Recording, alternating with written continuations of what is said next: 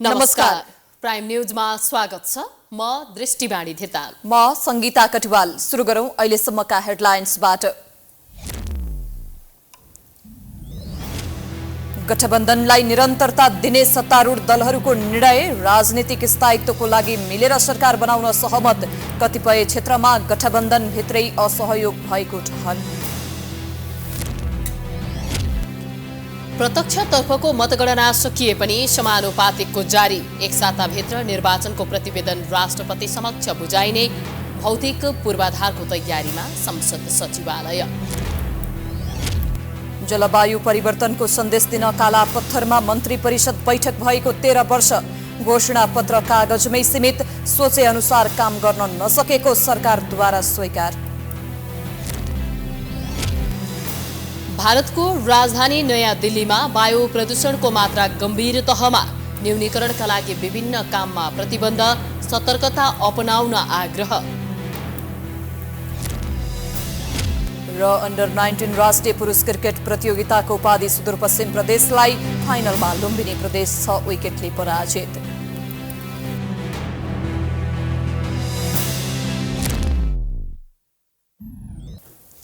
सत्ता गठबन्धनले हाल कायम रहेको गठबन्धनलाई निरन्तरता दिने निर्णय गरेको छ। सोमबार प्रधानमन्त्री निवास बालुवाटारमा बसेको सत्ता गठबन्धनको बैठकले यो निर्णय गरेको हो। गठबन्धनलाई निरन्तरता दिने र गठबन्धनकै नेतृत्वमा सरकार बनाउने निर्णय भएको काङ्ग्रेस नेता ज्ञानेन्द्र बहादुर कार्कीले बताए। गठबन्धनमा आबद्ध दलहरू थप एकताबद्ध भएर अघि बढ्ने निर्णय भएको कार्कीले जानकारी दिए। हालै सम्पन्न प्रतिनिधि सभा र प्रदेश सभाको निर्वाचनको नतिजाले वर्तमान गठबन्धनको आवश्यकता र सान्दर्भिकतालाई पुनः पुष्टि गरेको छ। मुलुकका सामु विद्यमान चुनौतीहरूको सामना गर्नुपर्ने आवश्यकताले पनि यो गठबन्धनलाई निरन्तरता दिनु जरुरी छ। बैठकमा चुनावको विषयमा प्रारम्भिक समीक्षा मात्रै गरिएको उनले बताए। यद्यपि मङ्सिर 4 गते सम्पन्न आम निर्वाचनमा गठबन्धनको पक्षमा अपेक्षाकृत नतिजा नआएको निष्कर्ष निकालिएको कार्कीले बताएका छन्। कतिपय निर्वाचन क्षेत्रमा गठबन्धनभित्रै असहयोग भएको ठहर गरिएको छ। कतिपय निर्वाचन क्षेत्रमा केही असहयोग र असमझदारीका घटना देखिए। निर्वाचनका दौरानमा देखिएका ती असमझदारीहरूको पनि आगामी दिनमा उचित समीक्षा र सम्बोधन गरिनेछ। गठबन्धनप्रति आम मतदाताले दर्शाएको विश्वास र मायाप्रति आभारी छौँ। प्रत्यक्षतर्फ 165 वटै निर्वाचन क्षेत्रको अन्तिम मत परिणाम घोषणा हुँदा र समानुपातिक मतको अवस्था हेर्दा गठबन्धनको पक्षमा उत्साहजनक मत नआएको गठबन्धनको निष्कर्ष छ।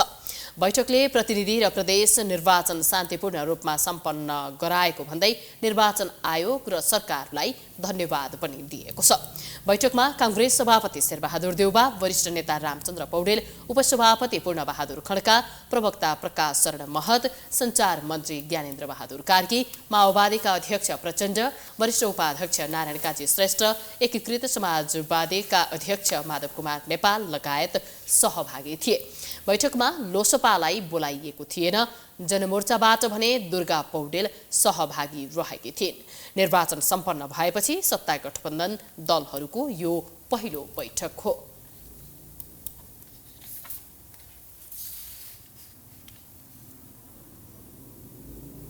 मङ्सिर 4 मा भएको प्रतिनिधि तथा प्रदेश सभा सदस्य निर्वाचनको प्रत्यक्षतर्फको अन्तिम मत परिणाम सार्वजनिक भएको छ। मतदान सकिए लगत्तै सुरु भएको मतगणना 15 दिनमा सकिएको छ। अन्तिम परिणाम अनुसार नेपाली कांग्रेस प्रमुख दल बनेको छ। यो निर्वाचनबाट कुन दलले कति सिट जिते, हेरौं यो रिपोर्ट। दोलखामा सम्पन्न मतगणनामा माओवादी केन्द्रका गंगा कार्की निर्वाचित भएसँगै 165 निर्वाचन क्षेत्रको नतिजा सार्वजनिक भएको छ। प्रत्यक्षतर्फ सबैभन्दा धेरै सिट जितेर नेपाली कांग्रेस पहिलो दल बनेको छ। कांग्रेसले 57 सिट जितेर पहिलो दल बन्दा दोस्रोमा नेकपा एमाले 44 सिट जित्न सफल भएको छ। यसैगरी नेकपा माओवादी केन्द्र 18 सिट जित्दै तेस्रो दल भएको छ भने नेकपा एकीकृत समाजवादीले 10 सिट जितेको छ। प्रतिनिधि सभाको प्रत्यक्षतर्फ नै राष्ट्रिय स्वतन्त्र पार्टी रासोपाले 7, राष्ट्रिय प्रजातन्त्र पार्टीले 7, जनता समाजवादी पार्टीले 7, लोकतान्त्रिक समाजवादी पार्टीले 4 सिट जितेका छन्। यस्तै नागरिक उन्मुक्ति पार्टीले 3 सिट जितेको छ। राष्ट्रिय जनमोर्चा, नेपाल मजदुर किसान पार्टी र जनमत पार्टीले 1-1 सिट जितेका छन् भने स्वतन्त्र 5 जना सांसद निर्वाचित भएका छन्। यस्तै प्रदेश सभातर्फको 330 सिटमा 112 निर्वाचन क्षेत्रमा जितेर कांग्रेस पहिलो दल बनेको छ। नेकपा एमाले 91 वटा निर्वाचन क्षेत्रमा जित हासिल गरेर दोस्रो बनेको छ भने नेकपा माओवादी केन्द्रले 53 स्थानमा जित हासिल गरेर तेस्रो बनेको छ।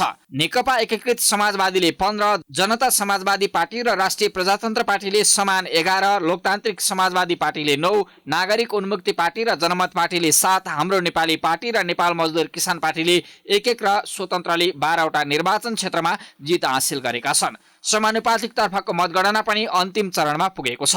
समानुपातिक तर्फको मतगणनामा नेकपा एमाले सबैभन्दा धेरै मत ल्याएर पहिलो बनेको छ। एमाले 27,91,000 बढी मत ल्याएको छ भने कांग्रेसले 26,66,000 बढी मत ल्याएको छ। यस्तै माओवादी केन्द्रले 11,62,000, राष्ट्रिय स्वतन्त्र पार्टीले 11,24,000, राष्ट्रिय प्रजातन्त्र पार्टीले 5,68,000, जनता समाजवादी पार्टीले 4,20,000, जनमत पार्टीले 3,94,000, नेकपा एकीकृत समाजवादीले 2,94,000 ल्याएका छन्। समानुपातिकको समेत मत जोड्दा कांग्रेस, एमाले, माओवादी केन्द्र, राप्रपा, रासोपा, जसपा र जनमत पार्टी राष्ट्रिय पार्टी बनेका छन्। दोलखामा सत्ता गठबन्धनबाट माओवादी केन्द्रका गंगा कार्की विजयी भएका छन्। उनका निकटतम प्रतिद्वन्दी नेकपा एमालेका बालकृष्ण शिवाकोटीलाई उनले 317 मतान्तरले पराजित गरेका हुन्। जम्मा खसेको 85,600 मतमध्ये कार्कीले 36,779 र शिवाकोटीले 36,482 मत प्राप्त गरेका छन्। निर्वाचनपछि कार्कीले दोलखाको विकासका लागि एकताबद्ध भएर काम गर्ने प्रतिबद्धता जनाएका थिए। दोलखाको विकासका निम्ति, दोलखाको उत्तरोत्तर प्रगतिका लागि लाग्नका निम्ति सम्पूर्ण मलाई मत हाल्ने या नहाल्ने सबैलाई म अनुरोध गर्न चाहन्छु र हामी व्यक्तिगत रूपमा हामी कोही होइनौँ। दोलखाली जनताको विकास, उन्नति, प्रगति नै सबभन्दा मुख्य कुरा हो। त्यहाँ सबै ध्यान केन्द्रित गरौँ। पक्ष विपक्ष जे भइयो यो चुनावको बेलामा, अब हामी पक्ष विपक्ष भएर होइन, एउटै भएर एकै अङ्ग भएर एकीकृत भएर केन्द्रीकृत भएर एकताबद्ध भएर दोलखाको उन्नति र प्रगतिका निम्ति लागौँ भन्ने म अनुरोध गर्न चाहन्छु। दोलखा प्रदेश सभा 1 मा नेपाली कांग्रेसका कुन्दन राज काफ्ले र प्रदेश सभा 2 मा एमालेका भरत बहादुर केसी निर्वाचित भएका छन्। जिल्लामा जम्मा 94 मतदान स्थल र 195 मतदान केन्द्र रहेका थिए। कुल 1,61,450 मतदाता रहेका थिए भने 14 राजनीतिक दलका र 7 स्वतन्त्र गरे 21 उम्मेद्वार चुनावी मैदानमा सहभागी भएका थिए। दोलखामा मतगणना सकिएसँगै 165 निर्वाचन क्षेत्रकै नतिजा सार्वजनिक भएको छ।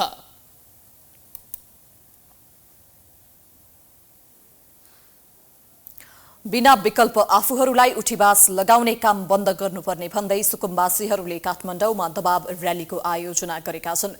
संयुक्त राष्ट्रिय सुकुम्बासी मोर्चा नेपाल र नेपाल महिला एकता समाजको अगुवाईमा सोमबार काठमाडौँको माइती घरदेखि नयाँ बानेश्वरसम्म दबाव र्यालीको आयोजना गरिएको हो।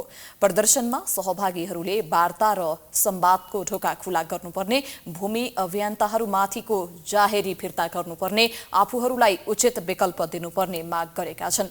आफूहरूको विकासको बाधक नभएको भन्दै उनीहरूले नागरिकलाई संविधानले दिएको हक हनन नगर्न राज्यको ध्यानाकर्षण गराएका छन्।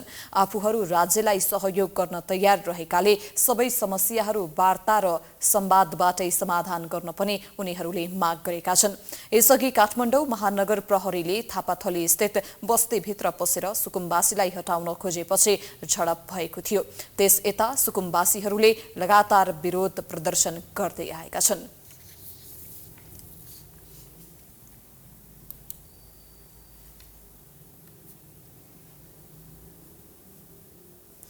स्वर सम्राट नारायण गोपालको 32औं स्मृति दिवस विभिन्न कार्यक्रम गरी मनाइएको छ।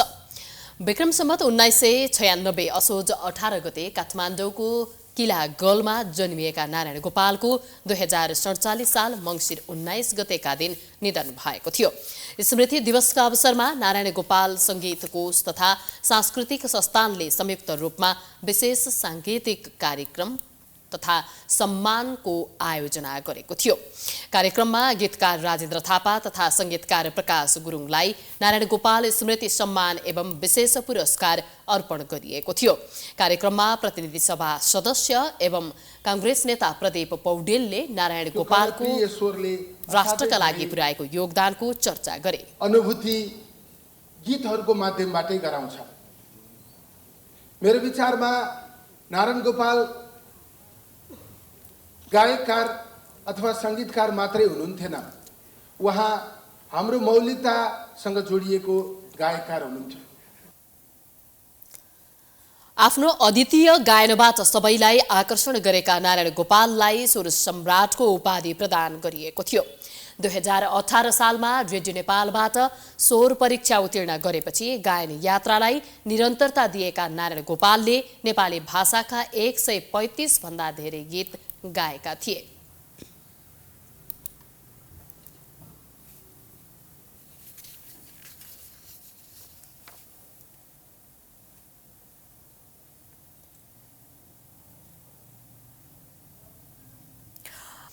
जलवायु परिवर्तनले नेपालमा पारेको असरलाई विश्वको ध्यानाकर्षण गराउन सगरमाथाको आधार शिविर कालापत्थरमा मन्त्री परिषदको बैठक बसेको 13 वर्ष पूरा भएको छ। सरकारले कालापत्थरमा बैठक राखेर 10 बुँदे घोषणा पत्र जारी पनि गरेको थियो। तर बैठक बसेको यतिका वर्ष बितिसक्दा समेत त्यति बेलाको घोषणा पत्र कार्यान्वयन त भएको छैन नै, त्यो बैठकको औचित्य नै सकिने अवस्थामा पुगेको छ। एक रिपोर्ट। 13 वर्ष अघि जलवायु परिवर्तनको एजेन्डासहित 2066 मङ्सिर 19 गते सगरमाथाको आधार शिविरमा मन्त्री परिषदको बैठक बसेको थियो। उक्त बैठकले 10 बुँदे घोषणा पत्र पारित गरेको थियो। कालापत्थरमा बैठक सकिएको 4 दिनपछि 2066 मङ्सिर 22 देखि पुस 3 सम्म डेनमार्कको राजधानी कोपेनहेगनमा विश्व जलवायु सम्मेलन गरिएको थियो। नेपालले गरेको बैठकको विषयले उक्त सम्मेलनमा सबैको ध्यान तानेको थियो। बैठकमा नेपालले जलवायु परिवर्तनका कारण नेपाल र पर्वतीय देशमा देखिएको सङ्कटबारे विश्वलाई ध्यानाकर्षण गराएको थियो। त्यसपछि पनि जलवायु सम्बन्धी विभिन्न अन्तर्राष्ट्रिय फोरमहरूमा नेपालले सहभागिता जनाउँदै विभिन्न सन्धि र सम्झौतामा हस्ताक्षर गर्दै आएको छ। कालापत्थर बैठकले विश्वका अन्य मुलुकहरूसित सँगै काम गर्ने, जलवायु परिवर्तन र यसका असर सम्बन्धी र असर कम गर्न राष्ट्रिय र स्थानीय तहमा सचेतनाको कार्यक्रम गर्ने, जलवायु परिवर्तनको असरबाट नेपालको जलस्रोत, कृषि, जैविक विविधता र मानव जीवनमा परेको असरलाई कम गर्न विश्व समुदायको सहयोग लिने एजेन्डा बैठकले पारित गरेको थियो। यसैगरी विश्वको तापक्रम वृद्धिलाई 1.5 डिग्री सेल्सियसमा सीमित गर्न नेपालले पहल गर्ने लगायतका विषय पारित गरेको थियो।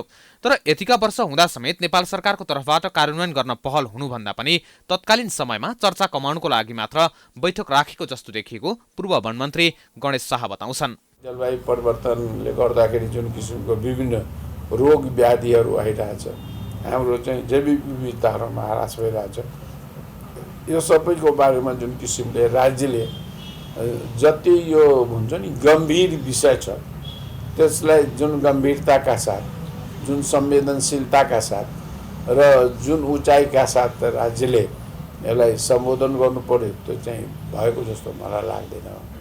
हामी खालि चाहिँ हामी प्रचारात्मक चाहिँ बढी छौँ। यता सरकारी पक्षले भने कालापत्थरका एजेन्डा बिस्तारै कार्यान्वयनको चरणमा गएको दाबी गरेको छ। वन तथा वातावरण मन्त्रालय अन्तर्गत रहेको जलवायु परिवर्तन महाशाखाले कालापत्थर बैठक र 2015मा भएको पेरिस सम्झौतापछि नेपालले जलवायु नीति पारित गरेको, राष्ट्रिय र स्थानीय अनुकूलन कार्यक्रम लागू गरेको, विदेशी सहायता भित्रिएको, जलवायु परिवर्तन महाशाखा गठन गरिएको, संस्थागत संरचना तयार पारिएको दाबी गरेको छ। अनुकूलन कार्यक्रम अहिले पनि सामान्य रूपमा 200 भन्दा धेरै स्थानीय तहमा चलिरहेको महाशाखाको भनाइ छ। तर पर्याप्त बजेट अभावका कारण सोचे अनुरूप काम भने नभएको र अन्तर्राष्ट्रिय सहयोग पनि सम्झौता अनुसार नआएको महाशाखाको भनाइ छ। हामीलाई नीति योजनाहरू कस्ता छन् भन्दा यो चाहिँ अन्तर्राष्ट्रिय प्रतिबद्धता अनुसार प्यारिस एग्रिमेन्टको गोल मिट गर्नलाई हामीले बनाएका छौँ र त्यसलाई हाम्रो मात्रै फाइनान्सले चाहिँ पुग्दैन, हजुरको डोमेस्टिक स्रोतबाट मात्रै पुग्दैन। हामीलाई ओल्ड कम्युनिटीले, यो ग्लोबल कम्युनिटीले हामीलाई सपोर्ट चाहिन्छ भनेर हामीले कन्डिसनल टार्गेटहरू पनि राखेका छौँ। हजुरको हामीले सहयोग पायौँ भने फाइनान्स हैन, टेक्नोलोजी, क्यापासिटी बिल्डिङमा हामीलाई चाहिँ सहयोग चाहिन्छ भनेका छौँ। त्यसो त अहिले पनि जलवायु परिवर्तन सम्बन्धी झण्डै 100 मिलियन डलरका विभिन्न परियोजना सञ्चालन भइरहेका छन्। कालापत्थर बैठकपछि जलाधार क्षेत्रमा पनि काम भइरहेको महाशाखाको दाबी छ। त्यस्तै सुदूरपश्चिम र कर्णाली प्रदेशका विभिन्न जिल्लामा सुक्खायामको बेला पानीको मुहान संरक्षण तथा व्यवस्थापन सम्बन्धी कार्यक्रम चलिरहेको छ भने चुरे क्षेत्रमा पनि 30 मिलियन डलरको जलवायु परिवर्तन सम्बन्धी काम चलिरहेको छ। तर जलवायु परिवर्तनको असर पर्वतीय देशमा बढी पर्ने भएकाले त्यसको संवेदनशीलतालाई सरकारले अझै बुझ्न नसकेको जलवायु सम्बन्धी काम गर्ने अभियन्ताहरू बताउँछन्। नेपालमा 88% महिला पत्रकारमाथि हिंसा हुने गरेको एक अध्ययनले देखाएको छ। कार्यकक्षमा हुने हिंसा, अनलाइन हिंसा लगायतका हिंसा बढ्दै गएको भन्दै महिला पत्रकारहरूले अनलाइन सुरक्षा निर्देशिका ल्याउन सरकारलाई आग्रह गरेका छन्। एक रिपोर्ट। नेपालमा महिला पत्रकारमाथि हिंसा बढेको भन्दै नियन्त्रणका लागि निर्देशिका नै बनाउनु पर्ने आवाज उठेको छ। सञ्चारिका समूह नेपाल, युनेस्को र युनाइटेड नेसनको संयुक्त आयोजनामा गरिएको कार्यक्रममा महिला पत्रकारका लागि अनलाइन सुरक्षा निर्देशिका बनाउनु पर्ने आवाज उठेको हो। समूहले ल्याउँदै गरेको निर्देशिकाले महिलाका पीडा महिला पत्रकारले सार्वजनिक गर्ने गरी नेपालमा छुट्टै साइबर कानूनको आवश्यकता समेट्ने दावी गरिएको छ। नेपालमा महिलामाथि शारीरिक, मानसिक, मनोवैज्ञानिक, आर्थिक, सामाजिक, सांस्कृतिक, यौनजन्य प्रथा र परम्पराजनित लगायत हिंसा हुँदै आएका छन्। सूचना प्रविधिको बढ्दो प्रयोगसँगै प्रविधिबाट हुने हिंसा पनि बढ्दै गएको भन्दै चिन्ता व्यक्त गरिएको छ। एउटा महिला पत्रकारलाई पत्रकार महिला मात्रै भएर बाँचिरहनु भन्दा उसको दोहोरो तेह्रो भूमिकाको कारणले गर्दाखेरि उहाँहरूले भोग्नु परेको समस्या एकदमै जटिल छ। तर उहाँहरू खुलेर आउन सक्नु भएको छैन र यो विषयमा छलफलै भएको छैन। भर्खर पछिल्लो समयमा 1-2 वर्ष अगाडिदेखि चाहिँ नि यो समस्या प्रति चाहिँ नि हामीले चाहिँ छलफल गर्न सुरु गरेको छौँ र केही पत्रकार महिला साथीहरू चाहिँ नि आफूमाथि भएको विभेद, अन्याय र अत्याचारको विरुद्धमा खुलेआम तरिकाले बोलेर आउन सक्नु भएको छ। सोही अवसरमा सूचना तथा सञ्चार मन्त्रालयका सचिव वैकुण्ठ अर्यालले निर्देशिका आम महिलाका समस्या समेट्ने गरी बनाउन लागि बताए। हामीले सँगसँगै साइबर सेक्युरिटी सम्बन्धी विधेयकको पनि ड्राफ्ट गरिरहेछौँ। एक चरणको छलफल सकिएको छ। हामी त्यसमा चाहिँ प्रशस्त छलफलहरू गर्छौँ र यो महिला हिंसा, यो सञ्चार माध्यममा हुने महिला हिंसाका कुरोहरूदेखि लिएर यो सबै कुरोहरूलाई चाहिँ त्यसमा कसरी राख्न सकिन्छ, त्यसको के हुन सक्छ भन्ने कुरोहरूलाई चाहिँ हामी त्यहाँनिर पनि लेख्न सक्छौँ। त्यसको लागि हामी छुट्टै हाम्रो ड्राफ्टलाई दोस्रो चरणमा पुर्याइसकेपछि यहाँहरूसँग पुनः छलफल गर्छौँ। यो केही दिन अघि समूहले सार्वजनिक गरेको तथ्याङ्कमा नेपालमा 88% महिला पत्रकार हिंसामा परेको उल्लेख गरिएको थियो। छापा, विद्युतीय तथा अनलाइन मिडियामा कार्यरत 281 महिला पत्रकारको सहभागिता रहेको अध्ययनमा 88.6% महिला पत्रकारले हिंसा भोग्नु परेको गुनासो गरेका थिए। नेपालमा पत्रकार महिलाहरूको अनलाइन हिंसाको जुन दर थियो त्यो अहिले बढेर गएको छ र त्यो अवस्थामा चाहिँ हामीले फेरि पत्रकार महिलामाथि हिंसा भइरहेछ र तपाईँहरूले नै हिंसाको रोकथाम गर्नुहोस् भन्ने होइन कि पत्रकार महिलामाथि भइरहेको अनलाइन हिंसाको जिम्मा उहाँहरूले मात्र होइन कि अबको दिनमा मिडिया हाउस, राज्य र अन्य सरोकारवाला संस्थाहरूले पनि यसतर्फ काम गर्नु पर्यो र हिंसा भयो त्यसपछि के गर्ने भन्ने पाटोमा काम गर्नु त आवश्यक छ। तर यो निर्देशिकामा चाहिँ हामीले के बताउन खोजेका छौँ भने हिंसा नै हुन नदिन अथवा न्यूनीकरण गर्नको लागि चाहिँ के गर्न सकिन्छ। अब सुरुमा चाहिँ त्यसको लागि लैङ्गिक समतामूलक समाचार कक्ष नै हो, त्यहाँबाट नै सुरु हुन्छ र त्यो कुरालाई चाहिँ हामीले अब इन्फर्मेसन टेक्नोलोजीसँगको पत्रकार महिलाहरूलाई अझ सिप विकास गर्ने लगायतका अन्य कम्पोनेन्टहरू पनि छन् र त्यो कुरालाई चाहिँ हामीले यसमा समेटेका छौँ।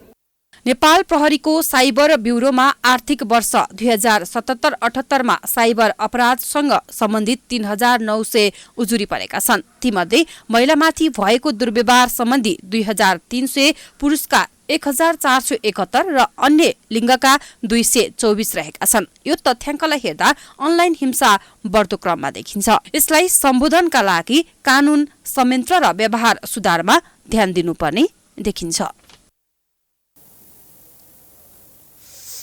काठमाडौँको अनामनगरमा रहेको क्विन्स किचन प्राली र घरबेटी बीचको विवाद चुलिएको छ। घरबेटी शैलेन्द्र गुरागाईले आफ्नै घरमा सञ्चालित क्विन्स किचनमा तोडफोड गर्ने, सामान नष्ट गर्ने र चोरी गरेपछि विवाद चुलिएको हो। क्विन्स किचन प्रालीले आफ्नै घरबेटीलाई कारबाहीको माग गर्दै न्याय खोज्नुपर्ने अवस्था सृजना भएको छ। एक रिपोर्ट। काठमाडौँको अनामनगर स्थित क्वीन्स किचन प्रणालीका सञ्चालक धीराज सापकोटाले घरबेटी शैलेन्द्र गुरागाई र उनका छोरा श्रीजेश गुरागाईले आफ्नो होटल तोडफोड गरेको भन्दै तत्काल उनीहरूलाई पक्राउ गरी क्षतिपूर्तिसहित न्याय दिन माग गरेका छन्। गुरागाई बाबु छोरा मिलेर कानुनी राज्यको उपहास गरेको र अदालतको आदेशलाई अवहेलना गर्दै आफूमाथि अन्याय गरेको होटल सञ्चालक सापकोटाको भनाइ छ। सोमबार रिपोर्टर्स क्लब नेपालमा पत्रकार सम्मेलनको आयोजना गर्दै उनले आफूहरू न्यायको लागि मिडियामा आउन बाध्य भएको बताएका हुन्।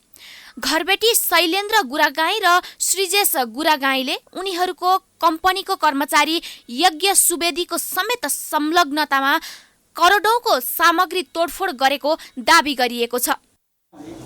उहाँले जबरजस्ती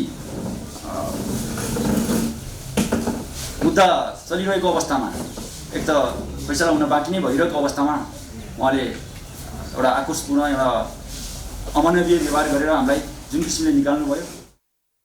घरबेटीले विभिन्न व्यक्तिहरूको प्रयोग गरेर होटल तोडफोड गरी अति मूल्यवान सामग्रीहरू चोरी गरेको समेत आरोप लगाइएको छ।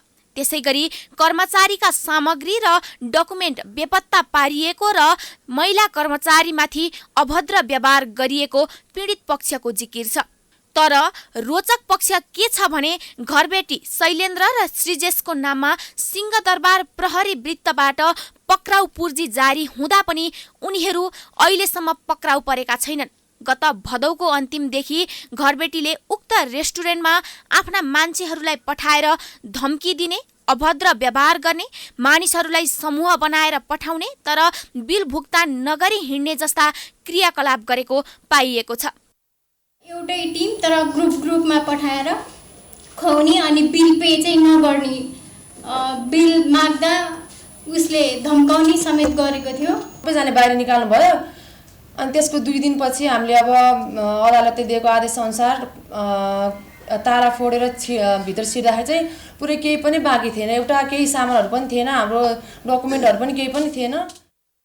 घरबेटी र घरबहालवाला बीचको विवाद अदालतसम्म पुगिसकेको थियो।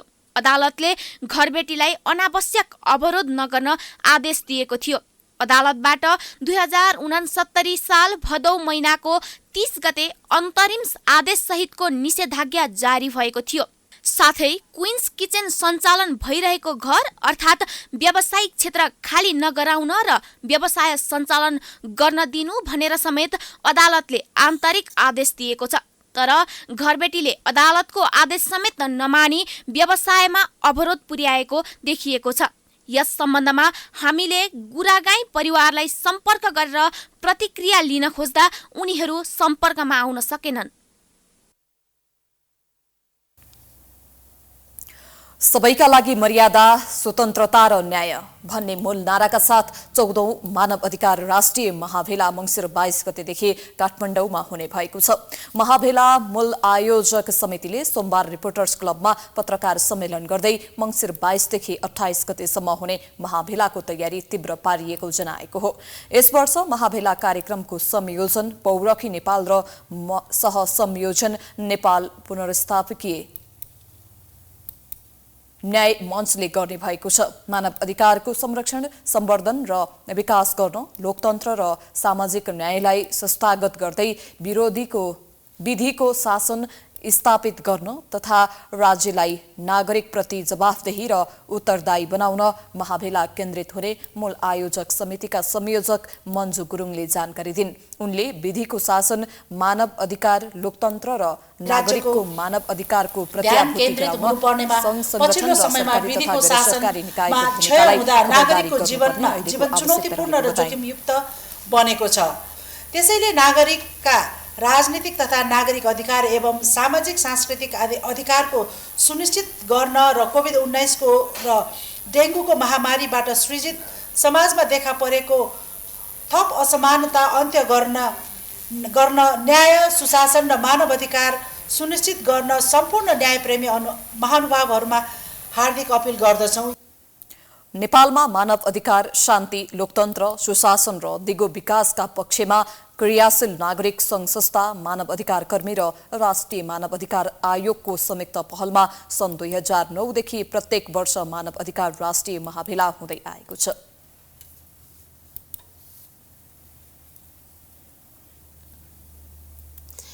नारायणी नदी तटबन्धको काम सुरु भएको छ। हिउँदो लागेसँगै नारायणी नदीको निर्माण गर्ने काम सुरु भएको हो। नारायणी नदी तटबन्धका लागि संघीय सरकार, ऊर्जा जलस्रोत तथा सिंचाई मन्त्रालयबाट करिब रु 5 अर्ब बजेट विनियोजन भई 4वटा प्याकेजमा ठेक्का सम्झौता भइसकेको छ भने एउटा प्याकेजको बोलपत्र आह्वान भइसकेको छ। ठेक्का सम्झौता भएको 4वटा प्याकेजमा धमाधम काम सुरु भएसँगै यो कामले गति लिएको हो। रामघाटदेखि शिवघाट हुँदै काभ्रेघाटसम्म करिब 5 किलोमिटर 1 अर्ब 15 करोडको ठेक्का सम्झौता भएको छ। दोस्रो प्याकेज 5 किलोमिटरकै गाजीपुरदेखि हिरापुरसम्म रु 48 करोडको ठेक्का सम्झौता भएको छ। सिसैदेखि बलुवासम्म करिब 5 किलोमिटर रु 37 करोडको ठेक्का सम्झौता भएको छ। त्यसैगरी बलुवादेखि गोलाघाटसम्म 26 करोडमा ठेक्का सम्झौता भएको छ। पाँचौं प्याकेज नारायणी सिवेजको काम पुलदेखि करिब 1 किलोमिटर अगाडि बोलपत्रको काम भई अहिले मूल्याङ्कनको क्रममा रहेको छ। यो प्याकेजको लागत अनुमान 20 करोड रहेको छ। सोमबार भरतपुर महानगरपालिकाका प्रमुख रेणु दाहालको नेतृत्वमा आयोजनाको अनुगमन तथा निरीक्षण गरिएको छ। निरीक्षणका क्रममा मेयर दाहालले तटबन्धको कार्य प्रगतिको बारेमा जानकारी लिएकी थिइन्। तटबन्धका लागि अहिले केही स्थानमा बिग बोल्डर, ठूलो चट्टान झार्ने कार्य भइरहेको छ।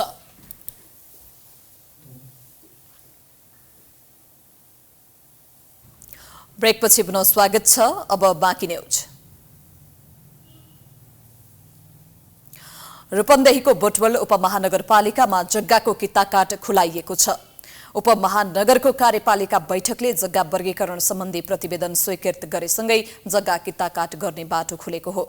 जग्गा वर्गीकरण सम्बन्धी प्रतिवेदन स्वीकृत गर्ने स्थानीय भू उपयोग परिषदको निर्णयलाई सोमबार कार्यपालिका बैठकले अनुमोदन गरेको बोटवल उपमहानगरपालिकाका प्रमुख प्रशासकीय अधिकृत टेकराज पन्थीले बताए।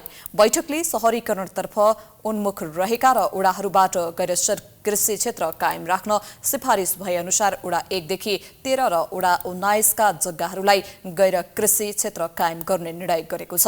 कृषि क्षेत्र कायम राख्न इच्छुक स्थानीयलाई पुनः विचारका लागि निवेदन पेश गर्न आह्वान गर्दा कुनै पनि निवेदन नपरेपछि ओडा नम्बर 19 लाई पनि गैर कृषि क्षेत्र जग्गाको वर्गीकरण गर्न विभिन्न समयमा सूचना प्रकाशन गरी भू उपयोग परिषदको सिफारिस बमोजिम 14, 15, 16 र 17 बाट कृषिको लागि निवेदन माग गरेको र अन्य ओडाबाट माग नगरेको हुँदा ओडा नम्बर 1 देखि ओडा नम्बर 13 सम्म सबै जग्गालाई गैर कृषि क्षेत्र र ओडा नम्बर 14, 15 र 16 को लागि कृषि क्षेत्रमा माग भएको थियो।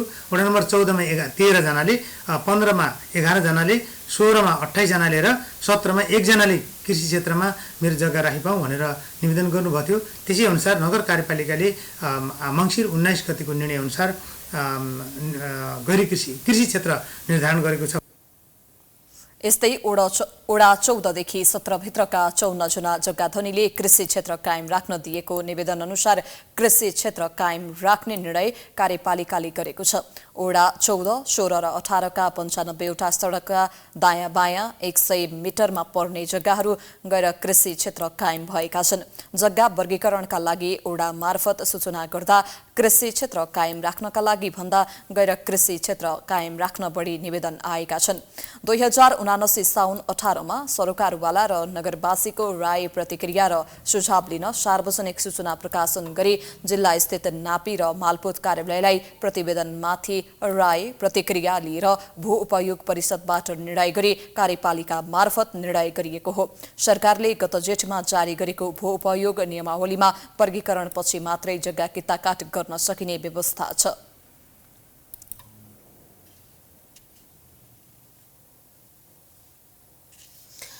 आज नेपाल स्टक एक्सचेन्ज नेफ्से परिसूचकमा दोहोरो अङ्कको गिरावट आएको छ। परिसूचक 24.46 अङ्कले घटेर 1938.87 7.6 अङ्कमा कायम भएको हो। आज 240वटा कम्पनीको 41,27,286 किता सेयर 26,475 पटक खरिद बिक्री हुँदा 1,67,04,55,000 रुपैयाँ बराबरको कारोबार भएको छ। आजको कारोबारमा 14वटा कम्पनीको सेयर मूल्य बढेको छ भने 181वटा कम्पनीको सेयर मूल्य घटेको छ। त्यस्तै सबै समूहको उपसूचक घटेको छ। सबैभन्दा धेरै जीवन बीमा समूहको उपसूचक 135.92 अङ्कले घटेको छ भने उत्पादन समूहको उपसूचक 123.47 अङ्कले घटेको छ। बैंकिङ समूह 9.78, विकास बैंक समूह 53.21, वित्त समूह 37.75, होटल तथा पर्यटन समूह 35.74 र जलविद्युत समूह 35.03 अङ्कले घटेको नेफ्सेले जनाएको छ। त्यस्तै लघु वित्त समूह 58.57, निर्जीवन बीमा समूह 91.95, व्यापार समूह 26.29, लगानी समूह 0.69 र अन्य समूह 28.27 अङ्कले घटेको छ। कारोबारपछि सयबत्री हाइड्रो पावर लिमिटेडको सेयर मूल्यमा सबैभन्दा धेरै 3.12% वृद्धि भएको देखिएको छ। त्यस्तै सबैभन्दा धेरै अजोड इन्सुरेन्स लिमिटेडका लगानीकर्ताहरूले 7.37% का दरले गुमाएका छन्। कारोबार रकमका आधारमा सबैभन्दा धेरै रिडी पावर कम्पनी लिमिटेडले 30,83,57,000 र शिवम सिमेन्टले 20,23,46,662 किता कारोबार भएको जनाएको छ। अब स्पोर्ट्स न्यूज।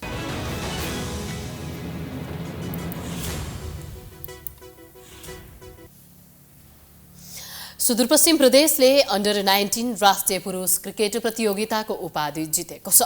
त्रिवी क्रिकेट मैदानमा सोमबार भएको फाइनल खेलमा लुम्बिनी प्रदेशलाई 6 विकेटले पराजित गर्दै सुदूरपश्चिम च्याम्पियन बनेको हो। लुम्बिनी प्रदेशले दिएको 93 रनको सामान्य लक्ष्य सुदूरले 21 ओभरमा 4 विकेट गुमाएर पूरा गर्यो। सुदूरको लागि गजेन्द्र बोहराले अभिजित 39 रन बनाए, दीपक बोहराले 25 रन बनाए भने अनुराग सिंहले 22 रनमा आउट भए। यस्तै अर्का दीपक बोहरा 0 रनमा आउट भए भने मिलन बोहराले 6 रन बनाए। लुम्बिनीका लागि रमेश कुर्मी 2 विकेट तथा निर्मल गुरुङ र अभिषेक गौतमले 1-1 विकेट लिए। त्यसअघि मैदानमा टस जितेर पहिले ब्याटिङ गरेको लुम्बिनीले सुदूरका मिलन धामीको घातक बलिङमा 29.1 ओभरमा सबै विकेट गुमाएर लुम्बिनीले 92 रन मात्रै बनाउन सक्यो। लुम्बिनीका लागि आकाश त्रिपाठीले सर्वाधिक 38 रन बनाए भने नर सार्कीले 11 रन बनाउँदा अन्य ब्याटरले दोहोरो अङ्कमा रन बनाउन सकेनन्। सुदूरपश्चिमका लागि मिलन बोहराले 9 ओभरमा 15 रन दिँदै 5 विकेट लिए। हेमन्त धामी र नरेन्द्र साउदले समान 2-2 विकेट लिए। उपाधिसँगै सुदूरले 2 लाख नगद प्राप्त गर्यो भने उपविजेता लुम्बिनीले 1 लाख नगदमा चित्त बुझाएको छ।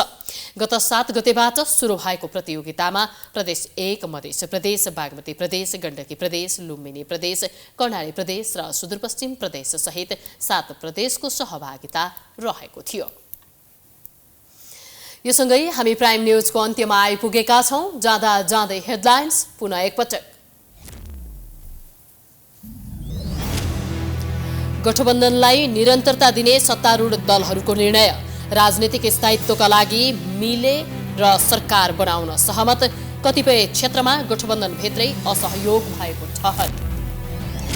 प्रत्यक्षतर्फको मतगणना सकिए पनि समानुपातिकको जारी। 1 साताभित्र निर्वाचनको प्रतिवेदन राष्ट्रपति समक्ष बुझाइने। भौतिक पूर्वाधारको तयारीमा संसद सचिवालय। जलवायु परिवर्तनको सन्देश दिन कालापत्थरमा मन्त्री परिषद बैठक भएको 13 वर्ष पूरा। घोषणापत्र कागजमै सीमित, सोचे अनुसार काम गर्न नसकेको सरकारद्वारा स्वीकार। भारतको राजधानी नयाँ दिल्लीमा वायु प्रदूषणको मात्रा गम्भीर तहमा। न्यूनीकरणका लागि विभिन्न काममा प्रतिबन्ध, सतर्कता अपनाउन आग्रह।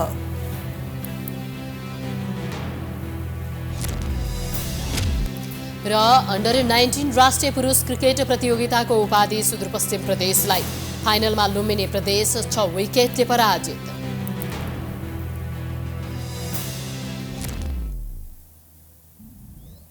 प्राइम न्यूज अहिलेलाई सकियो। यसपछिको प्रस्तुति जनता जान्न चाहन्छन् ऋषि धमलाको साथमा। हेर्दै गर्नुहोला प्राइम टेलिभिजन। नमस्कार।